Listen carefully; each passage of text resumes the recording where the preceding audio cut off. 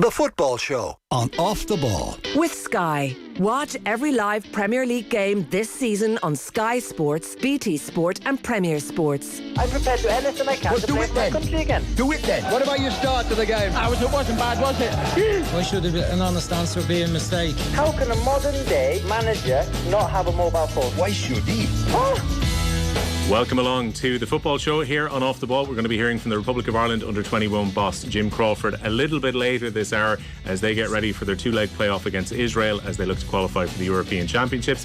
We'll be looking back on the Champions League over the last few nights and looking forward to this weekend's Premier League as well. Delighted to say I'm joined in studio by Republic of Ireland legend John Giles. John, how are you getting on? Good, Will. So far, so good anyway. It's lovely to have you here. I mean, so often it's over the phone when we have these conversations, but to have you in is great. I was here a couple of months ago.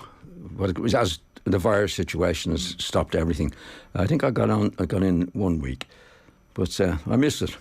Are you enjoying travelling back across again? Because like I always remember you talking about coming across in the boat and coming over to Dublin and seeing the family and all that. Like obviously over those 2 years you were kind of restricted with being able to travel over. Yeah, couldn't get over. Will. So it has been a lot better in the last say 4 to 5 months. A couple of snags now and again where the luggage goes missing or something like that, but generally speaking now it has eased up, so I can get over it. Because you see, I have a daughter here and a son here with grandkids, so my wife and I get over as much as we can, but because of the virus you just couldn't do it. It's probably not a bad weekend to be away from England in some ways, given that the craziness of the last week after the passing of Queen Elizabeth II. I was really looking forward to chatting to you about Leeds against Manchester United, which should have been on this weekend, but unfortunately the game was lost in the shuffle of the games that are being off. So about 3 or 4 games, I think. Will. Yeah, it's going to put some serious pressure to try and reschedule this, isn't it? Yeah, the World Cup and everything. Well, it's tight anyway, as we know, because you've got the World Cup coming up in around the December time, which is madness as well. But you just have to get on with it, you know. It's a pity they had to fall, but then again I suppose you can understand some of the big fixtures, particularly the Chelsea, Liverpool and Leeds, Manchester United would have needed a big police presence. I think a lot of them have been redeployed down to London for the weekend, so it just wasn't workable. But it's kind of unusual where some teams are now going to have 2 weekends off in a row and then an international break, and you're talking about the pressure of October, and then there's 3-4 weeks no game. I mean they need every weekend now, all the teams, to get the fixtures before we come into the World Cup in December. It's really, really hectic, and it's not. I mean, you can say it's not fair on the players. I mean, you have to do your job and all that, but it's not good. It's not good. Yeah, especially when there's not too many gaps left between now and the end of the season. Like we're having to look at the schedule at one stage, John, and the Champions League final is the week after the end of the regular campaign in the Premier League, so that comes along pretty tight, and I'm sure some of the big English teams will hope to get there. And a week after the World Cup, they're back to the Premier League again. Yeah, this is the problem, and because people say, you know, the money the players are earning, there's no problem to it. But it doesn't matter how much money you're earning.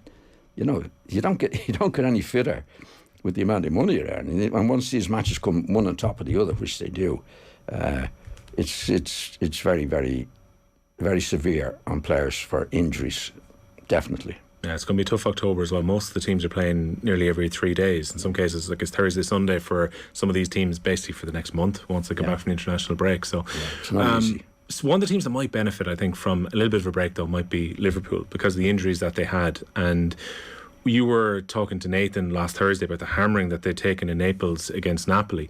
Wasn't a great performance against Ajax during the week, but they squeaked out the result with that late Matip goal to get a win. It might be no bad thing that their 2 Premier League games were off, and the Clough now has a few weeks to try and get some players back. It is, but then it catches up with them later on. That's the problem, you know. Like you can get a respite now, but then later on it's going to catch up somewhere along the way. But I think when you're not going so well, and Liverpool not going as well as they were in previous seasons, it probably would be the best time to have a break, you know, at this particular time. But you never know, you know, like Liverpool, they've had a few injuries, as we know, but it's been an up and down season for them in relation to the previous seasons, you know, where they had most of the players fit at that particular time. But I think what's happened to them with them not playing as well as they had, when they were attacking last year, especially Alexander, for example, right? He was free to go where he wants to go. Too much from my liking in doing it. But he still goes now when they're not playing well. Do you know what I mean? Most of the time when Liverpool were playing really well, they're attacking. So that's okay to go. But now they're not doing that. So he has to defend. And he just doesn't defend. I mean, going forward, he's brilliant. And and there's more pressure now on the defenders. Even Van Dijk is not playing as well. He's probably under more pressure now than ever before. You know, they've lost it out in midfield as well. A little bit. Well, a good bit.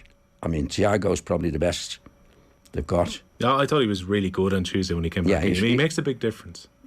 He's the best of them without being the best, in my opinion, because what all teams need is like, for Liverpool, say, a Graham Souness, who commands the middle of the field, demands the ball at the right time, and then is able to guide him from back to front in that particular way. Because in football, you got to get from back to front.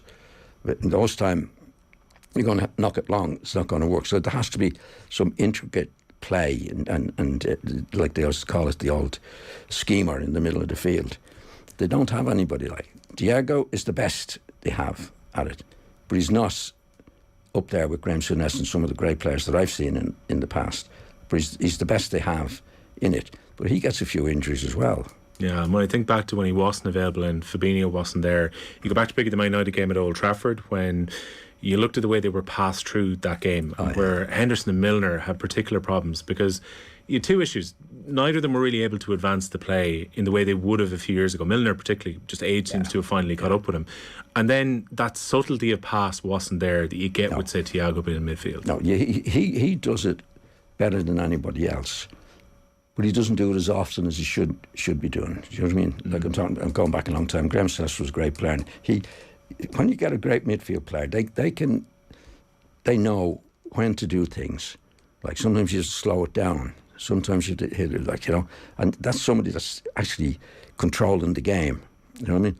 They don't have anybody like that. Thiago doesn't do it. He hits good passes now and again. But Henderson has never done it. Milner has never done it. They've been good workers in what they've done in the past.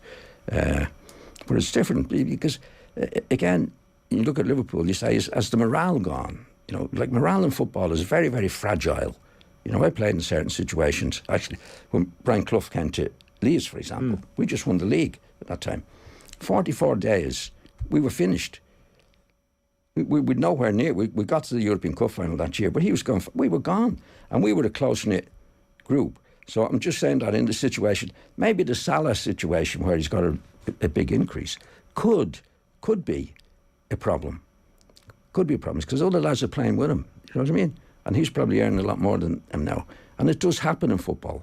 It happens in life generally, but it does happen in football where the morale. I mean, it's very, very hard to describe morale. Like morale is really when everybody's pulling together for each other and all that. But any little thing, it's very, very, very fragile. You know, any little upset can stop that. And I'm only saying that it could be. Well, like Salah scored, he's a great player, scored the other night. But you never know in football. I think Salah badly needed that goal as well, John. Remember a few weeks ago against Bournemouth, they scored 9 and Salah had no involvement in goals and he clipped one over the bar, which you would have put your life on him to score. Sometimes players go through a bad run of form like that too. Whatever about him earning more money. It can happen, you know. But the fact that there was a lot of controversy over his new contract, whether he was going to go, whether he got it, and he obviously got, I'd say, most of what he wanted, right? But I think if he got more than most of what he wanted, it could be a lot more than the other players. You don't know, you know. It's a very fragile situation. I'd say he's missing Sadio Mane as well. Like Mane was such an important player for them over the last half decade now at this stage. And look, you can understand he wanted to go and try his hand at Bayern Munich and go to another club, and maybe it's the last big deal of his career. It might not be quite that, Will, to be honest. He might be getting a bigger deal. I'd say he is. I'd say he's getting paid well, yeah. Like if Liverpool, I bet if Liverpool had matched his new contract, I think he would have stayed. Most players would, but he wasn't getting it. He wasn't getting it, so he could get elsewhere. He's 30. But they have a policy at Liverpool, as you know, when you get into your last year of your contract, they're not going to renew it. So they've made an exception of Salah. There's no doubt about that. but you never know what the other players. You don't know. It's just a possibility. I hope it's not, because he's been a great player for Liverpool, and hopefully he'll continue to be a great player for them. I think what Liverpool fans, whatever worries they might have had, might have been eased a little bit when they saw. Do you see that moment where Salah went back and got into his own box to make an interception? He really burst himself to get back. They're the type of things, if a player is disinterested or he feels he's got the deal and he doesn't have to put the work in anymore, doesn't do. Well, that's true. I think Salah's still the type of player. I think he's been a great lad, great player. I don't know him, obviously don't know him at all. And I'd be surprised if the new contract does disrupt him in any way. But it can happen, that's all. Interesting that you mentioned, the whole kind of effectively a month under Brian Clough, that the air goes out of your team with Leeds, because I'd always thought you guys had such strong characters and were together for so long under Don Revie. It's amazing. I know, like, Brian had been a critic of your team before he arrived, and what an unusual marriage, and there's been so much written and talked about the actual Brian Clough's very short tenure at Elland Road. But it's remarkable, that team of characters who've won so much, that actually your morale can drop that quickly as well. It shows how quickly football can change. It wouldn't have dropped so quickly if the manager coming in had behaved himself in the right way. We were ready to go. Don Revie had gone. And when you're in football, once the manager goes, we had a great relationship with Don Revie, but he was gone. Now all we wanted was for somebody to come in to continue what we were doing. But that didn't happen. Norman Hunter, Eddie Gray, if you'd have been Horse, you'd have been put down years ago. This is nonsense. And then he favoured a couple of players, like he favoured Alan Clark, for example. He was putting him up there. That never happened under Don Revie. And Alan's the last person, to be honest, that you'd want to be praising. He's had a big head as it was. He was a great player and he was a great goal scorer. But that's what happens in the club. Do you know? Were you very aware of what Brian would have said? I presume you were, very aware of what Brian would have said about Leeds on the telly and in interviews that he would have done before he took over. Yeah, we all hear that. We all hear that. And you don't agree with it. I mean, he's talking a lot of nonsense when he got on the telly and said you won the league, but you didn't win it in style and all this carry on. This is all nonsense. Yeah, but having said that, once he comes in as manager of us, what we want as players, as a group of players, is to start winning things again. We only won the league that year. To continue doing that, that's all we wanted.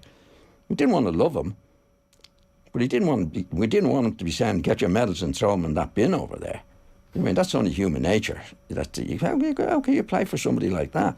So within 44 days, this is one of the things that we were talking about a little earlier, but then we had a great togetherness in our team. I was there for 12 years, for 11 years. Really, really good. Dom was great and all that. Ready to go again next year. We had some disappointments, but ready to go again. Brian Clough came in from nowhere, right? And he's gone in 44 days. We didn't sack him. Do you know what I mean? It was just. I think he was nervous, to be quite honest himself. That's the thing. I'm always shocked that Clough didn't come in and try and reconcile things a little bit. Exactly. It's one thing saying things about you, but I would have thought maybe a bit like Mourinho. Mourinho said things about every team, and then ends up managing Spurs and ends up managing Manchester United. I've no doubt he went in and would have relied on some of the big characters in the dressing room. But we were ready for that. If he'd have come in and said, listen lads, I've said a few things in the past, we didn't get on very well, but we're together now and we've got to go. Because we wanted to win the league again. Of course we probably did. want to win the European Cup with the team that you had. Well, funny enough, we got to the European Cup with Jimmy Armfield. And that wasn't an easy task to do. But we got together for that. Do you know what I mean? That was the European Cup. But we'd blown the league in the 44 days that Cloughy was there. But there's no doubt, we hoped when he came in and said, right, we've had our bad times together. We're not kids. We all wanted to win. We all wanted to get together. And Don had gone. That was tough. But you had to get on with it. But that wasn't the case. He come in and it's abuse. This was just stupid. I think he was scared of the situation. What if he'd have said to us, right, okay, we didn't get on, but we would have gone. Okay, away we go. Because that was our living. It happens. In a way, it's one of the great what ifs, though, John. If you had the Brian Clough maybe who came back and got his management team back together for Nottingham Forest in the late 70s, if that Brian Clough had taken over your Leeds team at the time he'd taken over Leeds... I don't think so. No? No. I think he was a certain type of character, Cloughie. I mean, he played for Middlesbrough. You know what I mean? He scored a lot of goals for Middlesbrough. He didn't play in the first division very much. But from what I gathered of the players that he played with, he wasn't very popular with them either. No. I don't think Cloughie could be popular with anybody. See, when he went into Notts Forest, they were the team down there. And he could say what he liked. In my opinion, he could say, look, you're rubbish. And then, probably the same with Derby. Like, you're taking over a team who are down the way. And yeah, and he can build them up. Yeah. You know what I mean? Like, if he goes into Derby and Notts Forest as well and said, look, you're a load of rubbish, you lads. You know, quite a few of them could have been. You might have agreed, yeah. Like he's coming into us. We're all experienced players. I mean, I was 32, I think, at the time, right? And he's telling me, I'm the Irishman. You, the Irishman, you're another one. Goes over the ball. I said, so what? You know, like Norman Hunter, all this kind. This was to put you down. Right? So I think when he went into Derby and that was the way he worked. Right? Put you down to build you up. You know? Because the way Clough worked, right? It was always him that won the league. You know, you see him talking afterwards. He never said Brian Clough's Derby, not Derby. Yeah. So that's the way he was. Now, he was a very successful manager. He went to Notts Forest. He was very successful. He went to one of the third division and wasn't successful. He only lasted a few months before he went to Notts Forest. Did a great job at Notts Forest. That was him. That's management. You need, like, if you look at all the great managers, there's none of them alike. They all do it in their own way. I mean, even now, if you look at Clough at Liverpool and Pep at, totally different characters. Tuchel's a different character. You know, Potter's come in. They're all different characters, and they have a way about them, though. You know, sometimes when you go into a club like Clough did at Forest, they needed that type of approach, and that. Like when he came into our club, you see, he was a one-way ticket. Like he came into us in the same way. Right, you effing lot, get your medals and throw them in that bin over there. Like we were terrific players. See, I never get that. I never get why he did that at the first training session or the minute that he arrives. Yeah, well, funny enough, he signed his contract a week before and went on holidays. So he had a pre-arranged holiday, I believe. Do you know what I mean? So we're back at training. Now, when you're a manager coming into a club, you get back straight away. Yeah. But that was Clough. Let them wait. This was his character, you see. Now, in some places, like a lot of characters, I mean, Klopp could go to some teams now with his approach and not do it. It could happen. You know, there's certain attitudes that managers have, and they don't change. And Clough would never change his character. I mean, into Notts Forest, you'd go and tell him they were rubbish and that. But he was brilliant at what he did, and at that particular stage. I mean, in my opinion, if he'd come into us and look, we had our problems, said things I shouldn't have said in the past, but we're together now. We'd have been fine. Yeah. You go in and say, I don't want to piss off Billy Bremner, I don't want to piss off you or Norman or any of these kind of players who were for a long time. We're playing for him. Yeah. Now, do you know what I mean? And have been a very, very successful team, an experienced team at that stage for a few years. He wasn't talking to kids where you could get your medals and throw them in that bin over there. You know, Eddie Grave, you'd have been a horse, you'd have been put down. Norman Hunter, you're a dirty so-and-so and you'd like to be liked, and couldn't give a shit. Yeah. So, like, it was just childish, and it was never got off first base. I get the feeling you revelled in the fact that you weren't particularly liked either, John, with Leeds. Would that be fair to say? Like, you didn't care. Like, as in, you know, like Clough had this idea that I'd like to win the league, but I'd like to win it better, and you should be loved. I don't think your group of players really cared, did you? Who cares? Who's going to love you? Who's going to love you? Who's going to love any team? Do you think Manchester United supporters are going to love Liverpool when they come to Old Trafford, or vice versa? It doesn't work that way. The only ones that love you are your own. Most of them are your own. And some of them don't love you if you're having a bad time. So there's no way for it. You know, like we were experienced players. Like I was 32, and I think Norman was 30. We were experienced players at that time, and you're getting this nonsense. You know, you throw your medals in the bin or Eddie Gray and all that. No, because Eddie said to him, because Eddie had an injury, but Clough finished with an injury. He did, yeah. It basically went way before his time. Way before his time. Yeah. I think he was only 28, 20 this. But Eddie said, you should know how I feel. You had to finish with it. This was nonsense stuff, though. We should have been saying, OK, we're here, let's get down to training. Clean slate, new season. We're in the European Cup this year. Let's go to win it and forget about all that stuff in the past. I was only doing that because it was geeing you up and all that. We'd have been fine because we wanted to keep winning. Well, Thomas Tuchel was gone within 40 days with Chelsea this season, so Graham Potter's gone in now. Started off with a draw, same as Thomas Tuchel's management career at Chelsea started as well. He's obviously trying to change things a little bit. He went 4 at the back, which was a little bit different, and he had Azpilicueta in there alongside Thiago Silva, so he went with 2 veteran centre-backs. And look, they didn't play brilliantly, but they got a result. They're going to have to probably do well against Milan over the 2 legs. It's going to take a while for Potter. He was never going to be able to get it right for Salzburg within 4 or 5 days. There's no miracles in it. You know what I mean? All managers are different what they do, so he has to make changes. And all the, in my experience in management, it takes a while to know what are the right decisions you're making or who players. Like I was at West Brom when I was Brom. I played against those lads for 10 years, and there was half and half of lads that I thought these are really good player, wasn't, and lads that I thought wasn't so good were really good. You only get to know that when you become familiar with the players. And in his case, he will have to make decisions now. We'll do this, we'll do that. And if he's really good, after 4 weeks, 5 weeks, 6 weeks, he'll have in his head what are the best players and what is the best way to play. That's the way it works. And it'll be different to the previous managers.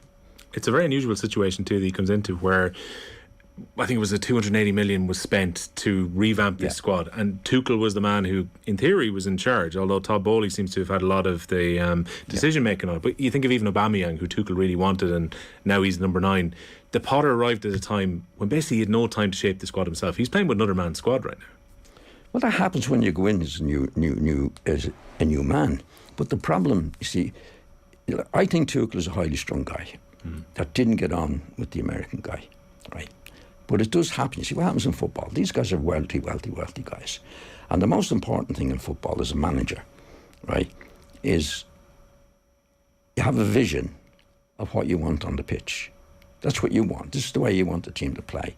Now, the only way you can do that is get the players in you want and get the players out that you don't want. Right. Now, I think Tuchel didn't have that power to do that.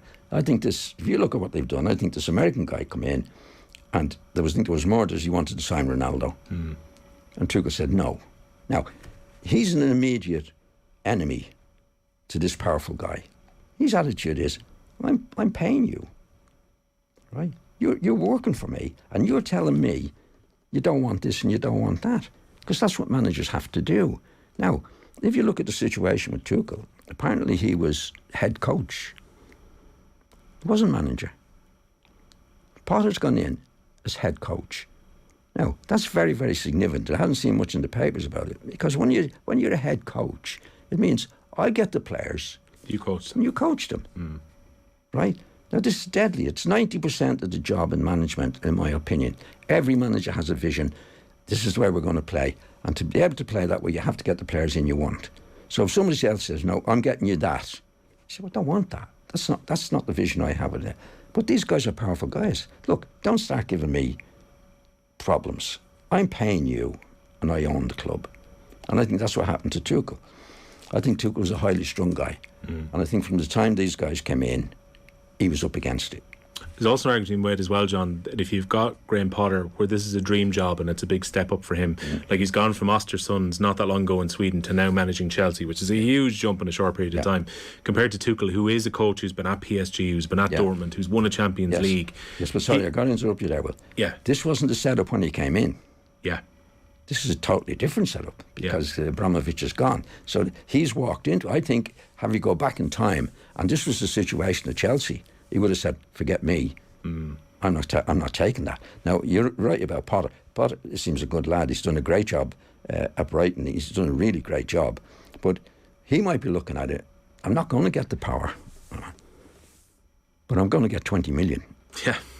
By the time. And I can understand that. And it's a dream job. It's his job. You get to manage teams coming to the Champions League. But he'll have a difficult time, because he's gone in as head coach, right? And he's relatively new to the game, and he's done a really big job.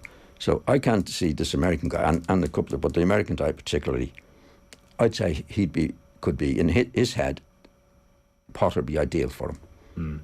He's a new guy. We can do this, we can do that, we can do that. And I don't think Potter will be in a position to say no to that. Actually, when I think I spoke to it with Nathan last week, I think we had a bit of a discussion saying to be honest, if I, and this sounds ridiculous, I think, but if I was advising Potter, I'd say don't take it. Wait till you get a job that you know where they really want you and you're in charge. Now, a lot of people say, and I can understand it, but he's going to earn 20 million when he does a good job or not. So I can understand that, but it could break his heart as well. There's always that one risk as well. It could be seen as his one shot at the big time. Say if this doesn't work, look at how David Moyes has had to rebuild after Manchester United. You know, you might never get that big job again. Again, that's why I would, for what it's worth, I would advise him, don't take it. You get a lesser job, but you have control of what you do. This is a big job, but if this doesn't work and you're sacked, you're not going to get such a great job after that.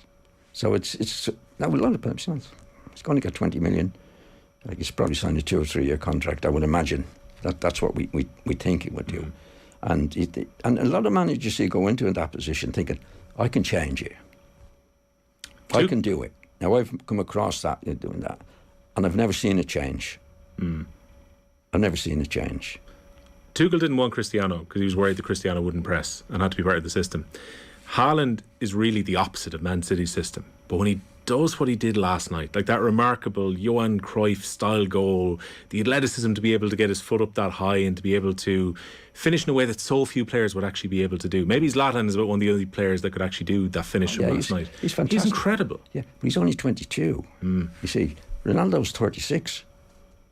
Right, now when Ronaldo was 22, they would have put up with him. Every club in the world would have wanted Cristiano Ronaldo 22. Because he never pressed.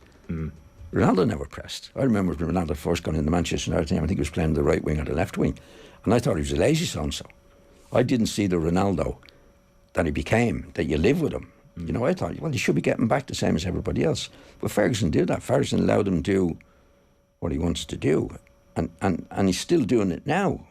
You know, like he's still 36, 37, but he never pressed. But there again, if he's doing certain things, like Haaland doesn't press. He scored 12 goals, so you live with that. Do you know what I mean? Or you go back to Jimmy Greaves in my time, and a lot of people that were listening to us now never saw Jimmy Greaves. Jimmy Greaves was a genius, but Jimmy Greaves wouldn't know what pressing was. But you'd live with him. You know, he played in a great team at Spurs with Dave Mackay, who was one of the greatest players ever, Scottish lad, Danny Blanchflower, Cliff Jones, terrific team. Right? And I played against him. I don't remember Dave Mackay, who was a goer, getting on any time. Jimmy, you're not running back. Never. Because I presume Dave Mackay and the other players would do the running for Jimmy Greaves because of what Greaves can do.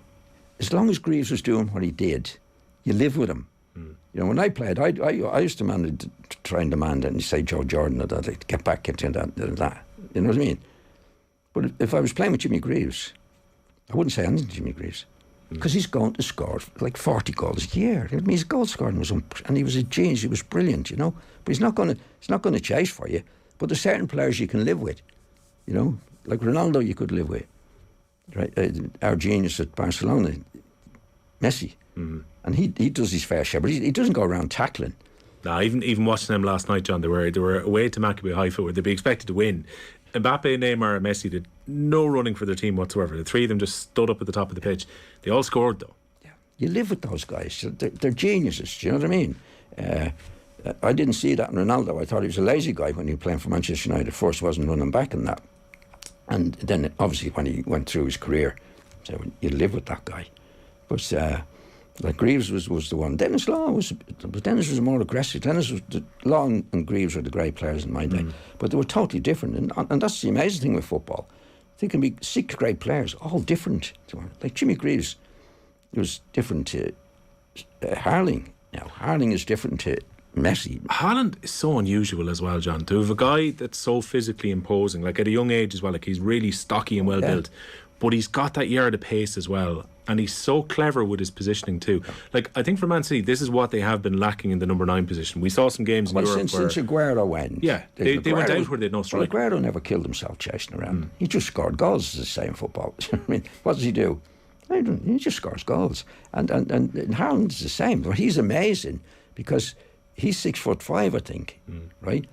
And he's the balance of a little fella. That's most unusual, because lads of that size are usually a bit awkward and don't turn very well. He's like, he can turn like Messi can. That's how he scores so many goals. And he has the physique. Like last night when he scored the goal, I mean, he's up there, near the ceiling, you know, and he can do it, but he's not going to press. No. David Delaney was saying to us last weekend that he would have hated to try and mark Erling Haaland, because it's difficult to know as a defender what to do with him. Because if you try and go touch tight, he's got the pace to ghost in behind you. You leave a yard, he'll outmuscle you. Well, they say that about great players, right? All great players, whether it be midfield, mostly midfielders, especially attackers. They give you two choices: a bad one and a terrible one, and that's all you can do about them. Do you know what I mean? Like Law was great. Law was dynamic. He was the most dynamic player I ever played against. Different to Jimmy Greaves. Very aggressive, Dennis. But any balls flying across the box, Dennis would get it. He was unbelievably quick and aggressive. Dennis was aggressive, but good spirit, and brave, and that, you know. So they were, like in my day, they would have been two of the best. Law but they're all different. I mean, you get Ronaldo now. Ronaldo's totally different to Messi, but they're great players. Hold that thought, because I want to ask you about another great player, Luka Modric, when we come back, who was fantastic for Real Madrid over the first 2 weeks in the Champions League. You are listening to the Football Show here on Off the Ball, and Football on Off the Ball is brought to you by Sky. Get all the football you love in one place this season across Sky Sports, BT Sport and Premier Sport. We'll be back in a moment. Football on Off the Ball. With Sky. Watch every live Premier League game this season on Sky Sports, BT Sport and Premier Sports.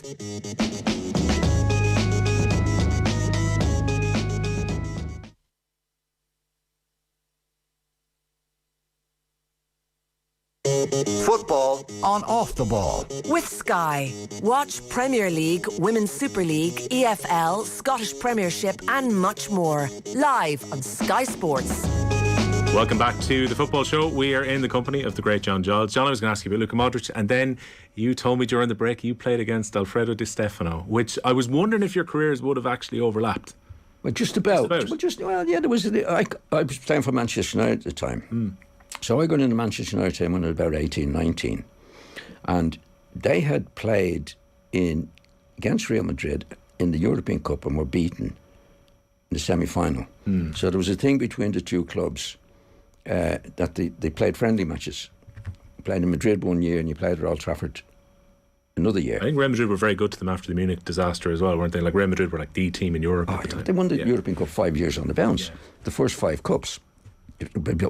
So the club had a good relationship. So we played at Old Trafford with Puskas, Di Stefano, Hento, left winger. These were great players. Funny enough, we beat them at Old Trafford. Well, we beat them in Madrid. Now they were friendly matches, but these were the great players of their day. You know what I mean? Fantastic. Puskas was unbelievable. Like he was a left footer, you know. And you know, one of these guys has a shot like nobody else. Yeah. Getting on his left foot. And it was a shot, it was quite stocky. He's a stocky lad, yeah. But he was quick as light and his control was great. Because he started with Hungary, you see, against England when they won the first defeat. And I think he scored a couple that day. And then the uprising in Hungary, he left and he played in Madrid for a few years. But he was playing. Di Stefano was Argentinian. These were great players. And the left winger was Spanish. These were great players. I was lucky. I was only the kid. Well, I think I was 19 at the time to be able to play against them. Obviously, when I was a kid, I was idolising these guys. It was one of the most enjoyable times I had in football. Was playing against people that I'd only read about and saw very usual, you know, at times to be playing against them, you know. What a remarkable team, though. Like, I've only ever seen footage of them, particularly the Glasgow final, the one where they beat Frankfurt, and really just brushed them aside. They scored 3, I think. Did he score and Di Stefano scored 3? Yeah. This is a game Alex Ferguson says he almost fell in love with football. It was Hamden, wasn't it? Hamden. So he went along as a young man, watched the game, and just was dazzled by this team in white shirts, just brushing the team aside. Yeah, they were incredible players, and it was, as you say, when I'm playing against them, it's something I dreamed about watching them. You know, it wasn't when I was a professional footballer. nicest times to be able to play against these guys. You know, they were still playing at that stage. Yeah, I'd say the magic was a bit different as well, John, when you compared to now, where everything's on TV and you watch teams all the time.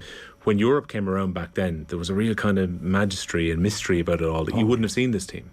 Oh no. Well, the European competition only came in the 50s, early mid-50s, yeah. Mid-50s. Yeah. And that started apparently with Wolverhampton.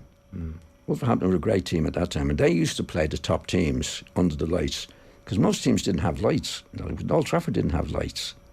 Used to play in Europe at Main Road. But Spurs were the first to have, Wolves were the first to have lights. So they obviously got Real Madrid over and all, and they used to beat them. So then the Wolves supporters said, champions of Europe. So then some bright spark said, well, we'll have a competition. Let's prove it, yeah. Yeah, that's how it started in the 50s. But you had to win the league that time. To play in that was the only Champions League at that time. Our league competition was that competition. You had to win it. And then then what the FA did in England didn't like it. They asked the teams not to play in it, because Chelsea were the first one to win the league to play in it, and they didn't play in it. Then United won the league and played in it, because they didn't want any competition. But that was the old days. But Wolves were a great team at that time. But one of the most pleasurable times I had was playing against us. Remember, there was a lad called Jimmy Schooler. He was a great Scottish player. He played for Portsmouth when they were playing for Newcastle. Bobby Mitchell. Newcastle won the cup 3 times in 5 years, and I was very lucky. Some of these lads were still playing when I was playing for Manchester. So Bobby Mitchell and these great players. Jackie Milburn wasn't playing, but that was one of the great thrills that I had when you're actually playing against these guys that you idolise from a big distance. Because most times the only time I'd seen them playing was when they used to come to Dublin. Playing exhibition matches, used to call it. They got more money for that than they did for the whole season in England, because they were on the maximum wage, and in those days they're probably on about 15 quid a week, because Stanley Matthews used to come over and play a lot. And it was a time of rationing as well. They could bring a load of stuff back on the boat. Amazing days. That's the way it was compared to today. Compared to going to the Middle East and going to Australia and the US for your pre-season tour, they love coming to Dublin. Yeah, definitely. The roundabout way, I wanted to ask you about Luka Modric, because it was watching him against Celtic the week before, and I know you're a Modric fan anyway, with the way he plays the game. Yeah. But it's amazing you talk about the age and pressing and so on. Modric never really pressed. He was always the schemer, as you said at the start of the show. Yes.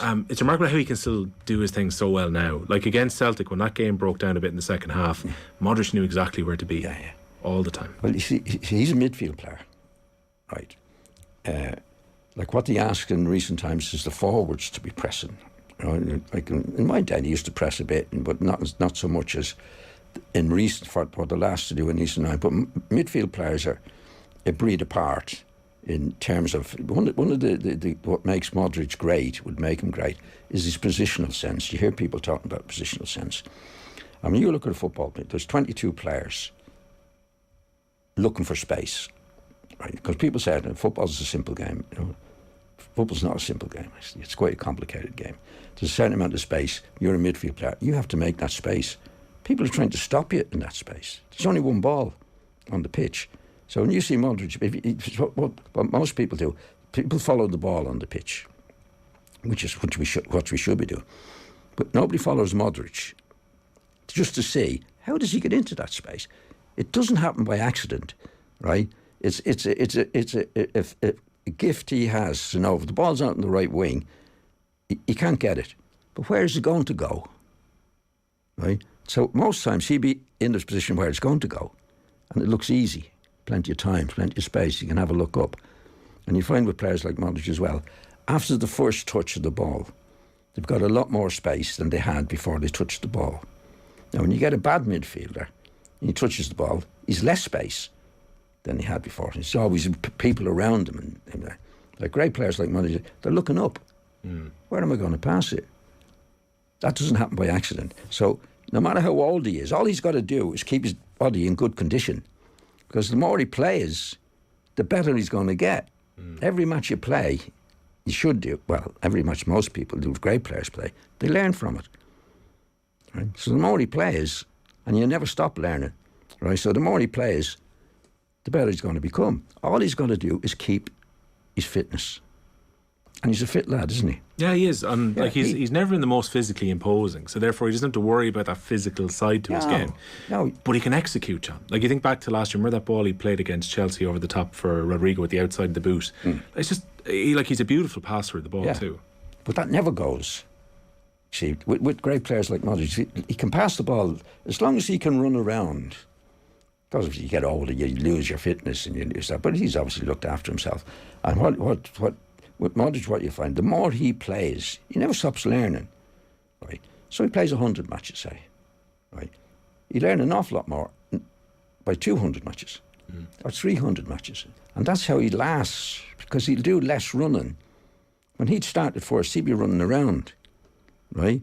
And taking up a lot of energy, right? But he'd learn, no, you don't go there, stay here, I go there. And yes. So by the time he gets, say, to 32, 33, 34, doesn't waste a step. The head gets better. Great players. There's Messi. Modric is a real one of the best in recent times. You know, they just make it look easy. Control the ball. See, first touch the ball is everything. Let's talk of ball control. You know, when you get the ball, in Modric's case, he gets the ball and it's his first touch. Say he's got 2 yards space. When he's touched the ball once, he's got 4 yards space. Then it gets better because he takes it this way and he takes it that way, and that's what happens. You see a poor player never gets any better. Touch, ball only has to go away that far from you, and you're in trouble. Modric touches the ball, it's stuck to his feet. It's not worthwhile anybody trying to tackle him because you can just skip. Tight spaces, he'll get round. Just get round. It's good to go past him. So when you're in Modric's case, your control gives you respect. So nobody can be diving in at you. Or if they do dive in, they're going to beat them. So the best they can do is let you have it. It's a good choice. The choice they have is a bad one and a terrible one. I think the choice is to stop the ball trying to get to him. That has to be the key. Because once he has it, you're in trouble. Yeah. But but these are great players. Modric, I'm trying to think of some Pirlo at Chelsea. Xavi, I think, probably as well. There's been not many of them over the period of time, but you can see and they're playing. See, Pirlo played till he was 38, 39. How old is Modric now? He's 37 this year. Yeah, he played another couple of years. I think there's another contract in him. They wondered last year, and then he wins his 50th European Cup. It's just injuries after that. Yeah. You know, you can get a bad injury, but he's got to 37 with a chance of 40. Yeah. You know what I mean? Very good chance to win the European Cup as well. Right. 50 years since Leeds won the FA Cup. You were part of the United team in 63 as well, who went into an FA Cup final. Yeah. Did you meet the Queen on both occasions or either occasion? We're definitely in 63. Yeah, would have been one of her first FA Cup finals, I'd say as well. Definitely in 63. I think we did, when you say meet her, you're to shake the hand and moves on. Catch your medal. You're more interested in the medal than the Queen, to be quite honest. But I think she was there in 72 as well. I think she was. But we wouldn't be that interested in the Queen. You know, you won the cup and you're getting your medal, and that's the main thing. Doesn't matter who hands you the medal, really. It's getting the medal. It's getting the medal rather than who hands you the medal, really. Oh yeah, definitely. Yeah. What's the last week been like, though? I mean, obviously it's had an effect on football, which you're talking about earlier on. But you've been in England a bit over the last. What's the last? I went to England when I was 15. I think with the Brits, when they're doing something like that, they do it well, really well. They've got the history behind them, and but what I watched on the telly when the people are there, I just see them as ordinary English people that believe it's not our background. Do you know what I mean? Like we were never Brits, but I've lived in Britain for most of my life. I was in Manchester. I found them brilliant. I've been in Manchester. I was in Leeds. I was in Birmingham, and ordinary English people, brilliant. And I see them on the telly, the people going to they're queuing for... It's incredible. Hours and hours. You know? And these are very sensible people who love the Queen and love what she stands for. And I can understand it. I mean, I lived there long enough. There'd be, like, I found the people in Manchester terrific, and Leeds, and no problem. I never had any bad situations because I was Irish. I mean, none whatsoever. And I went to Birmingham at the time of the Troubles. I was just thinking, yeah, I mean, that's the thing, in the middle of that in Birmingham and everything that happened within Birmingham itself, it could naturally have went a different way. Oh yeah, and I went to West Brom as player manager, and I got nothing bad from it, nothing. And when I was going, I was expecting something. You know what I mean? Something the Irish so-and-so, or whatever it might be. I didn't get anything from it. And obviously I was a footballer, so I wasn't involved in the troubles in that way. But going back over the years, like I remember Jackie Carey, who was a great Irish player, going to Manchester when Irish need not apply, right? And I think the footballers did an awful lot of good, along with the entertainers over the years. Like Jackie Carey went to Manchester and he captained the team in 1948. So he must have gone to Manchester around 1945, 46, 47. Captain Manchester United when they won, a hero in Manchester. And that Peter Farrell and Tommy Eglinton played at Everton, at Liverpool. There was always a few Irish players. And they were heroes in these places. And then you had the entertainment guys going, you know. And that showed everybody. Like the lads that played football at that time was great for our country here. Because he said, well, Jackie Carey's captain of Manchester United, hero, right? The Irish can't be that bad. Yeah. You know what I mean? Because I was in digs, you're living with ordinary English people. I found them no trouble at all. Yeah, it's a very complex relationship. I know, like, I've relations who went over and would have went to Manchester, say, in the 60s and 70s, and there was just such big Irish communities within there, and probably would have found the same in Birmingham as well. And then slowly but surely their kids then get integrated in. They become United or City fans or Stockport fans. And I think we all realise we're all human. You know, they're not all going to be bombing the place up, or we can live together and all that. So I went in 1956, so long time in when I went to Manchester. But I must say I had no trouble whatsoever.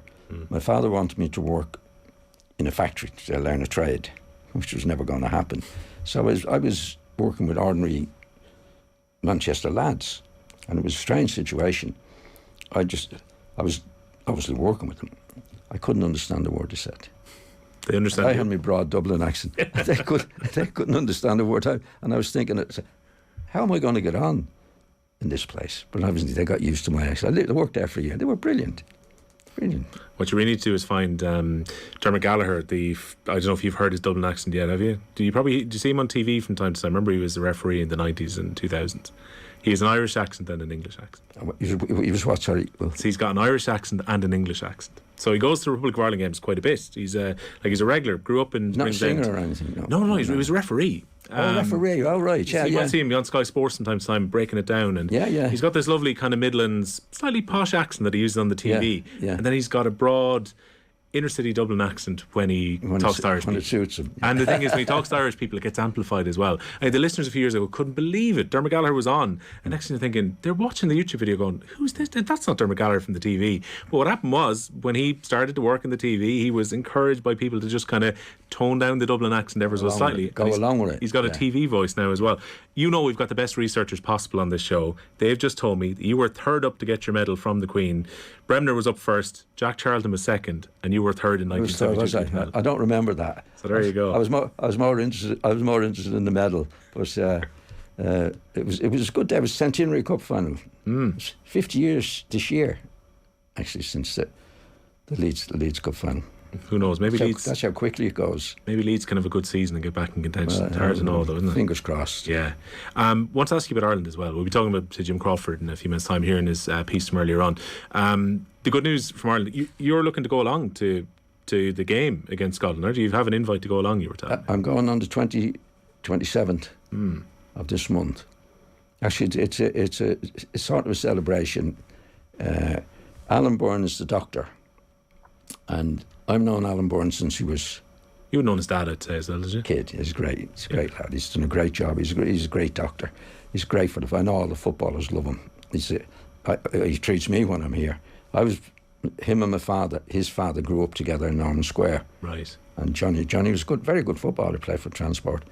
And Alan was only a kid, but he was always a great lad. And he's been terrific. I know the players love him, and he loves football, and he loves being involved in football. And I think he's retiring from the. Yeah, he's retiring, I think, from the full time with the team. It's amazing with so many different managers going back over. He's been a constant, really, hasn't he? Oh yeah, he's been there a long time, and Alan's the type of guy who would do his job, not involved in the football. You know, there he's patient. Yeah, he's a great lad. I see him regularly. I'm going to the do. Actually, I think he organised an invitation for me to go. I'm delighted to be going this month. Yeah, it'd be great. Nice. It's been terrific for them, and I know the players are really, really respect him. Does his job brilliantly. And fingers crossed, 2 good results against Scotland and Armenia would be a great way to send him off into, I think it's semi-retirement from football is what they're saying about Alan Byrne, but he won't be full-time with the senior team. He's got his other practice in that he's doing, you know what I mean? But it's just from the football. He's so busy, you know, he's so busy that he loves the football, but I think he has to tone it down a bit, you know. Big news with the squad. Robbie Brady's back in. He's been playing a lot of press and playing left wing back. Yeah. Good to see him back to form. Good to see him injury free and back in the squad again. He had a lot of injuries, I think, and as you know, as professional football, injuries are nightmare. You can't play, and then it's hard to get back. And so wish him luck. Wish him luck. What do you expect now of the 2 games, John, before we finish up Scotland and Armenia? I know that Stephen Kenny saying he wants to get 2 wins to try and finish up as high as possible. Yeah. A performance like the Scotland game at home is probably what they'd be hoping for. That was really good at the Aviva. I think Stephen is well into it now. I think he knows his best players.